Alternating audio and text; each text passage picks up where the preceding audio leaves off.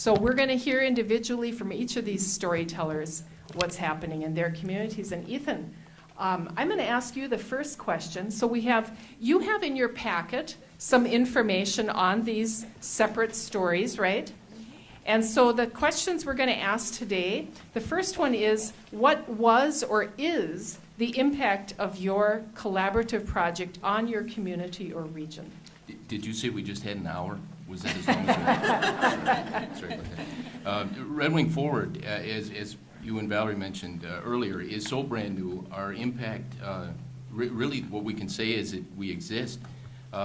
We found interested partners that what's so interesting, as Valerie mentioned too, is it's an economic development training that we're supposed to be working on. And we have brought together certainly people who have a vested interest in our economic development, but also when you start seeing executive directors of social service agencies getting involved in economic development, you know that's got to be a success of some sort. So we're fairly new, but that we really hang our hat on involvement. Great, that's a great point, seeing new players at the table.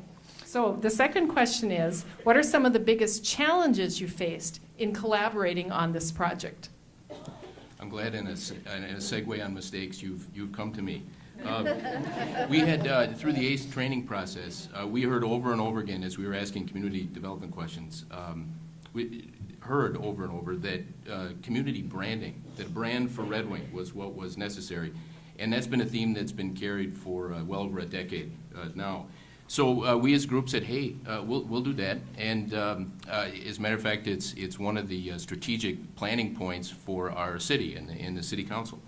The response from what I guess would call vested interest in the community, those folks who make up tourists and business interests and all these the kinds of groups we tried to reach out to and whose members were actually sitting on our Red Wing Forward group, their response was, what gives you the right? Which is, really the biggest hurdle. We have some definite, strong silos in our community. And as a matter of fact, during ACE, we sat down with the community, Marshall, Minnesota, and told them about what our economic development team looked like, our Visitors and Convention Bureau, the Chamber, and how they interact or don't. And they were shocked, Marshall was, said, we got rid of that model in the late 1970s. We hold on to it dearly, and so that's really our biggest challenge so far has been what can grassroots interests do against vested interests who wonder what we're up to. What is the best advice you can give to others regarding collaborative projects? This is going to sound like I'm a paid staff member at Blandon, but really the first thing is out of that ACE training, you hear a phrase over and over again, you need to go slow to go fast. And really what that meant for us was going in knowing that this is, we're picking up challenging issues. All of you are working on challenging issues. And the idea that Tuesday and next week this is going to be fixed is something that you need to address early, that it's not going to be Tuesday and next week. And that if you want to be a part of this process, we really need you to commit long term. And you get fewer people, but the whole point is, the hope is that they can see you grow and they can see you do and move. So that's a big part of it.